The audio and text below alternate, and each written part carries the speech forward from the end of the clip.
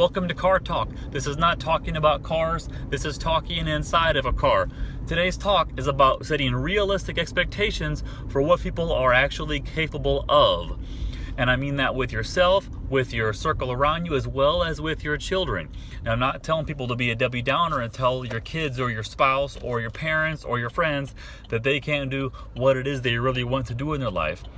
What I do want people to really start thinking about is to have a little bit of reality and practicality mixed in with that. So here's an example. You got a 8-year-old kid, boy or girl, whatever, really good at basketball, tears it up at school.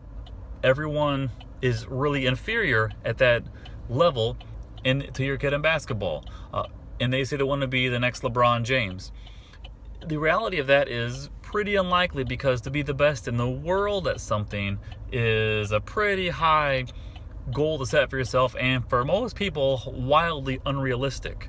Now, maybe you are going to be the best in the world sometime, but for someone to be the best in the world at something is pretty unlikely. Let's just call it how it is. And some people might love to do something, but never going to be any good at it, or not be at the top tier of talent and abilities.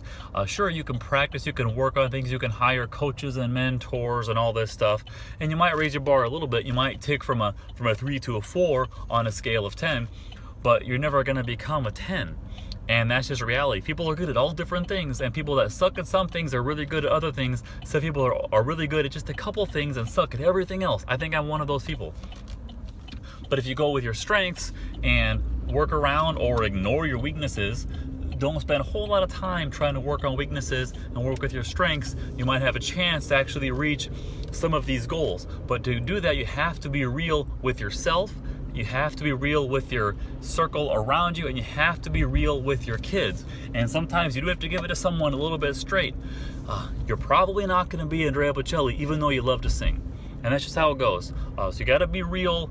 Not saying don't be supportive and loving and caring for those people important to you, but you have to mix in with that a pretty good dose of reality. Car Talk, Tyler Douthit.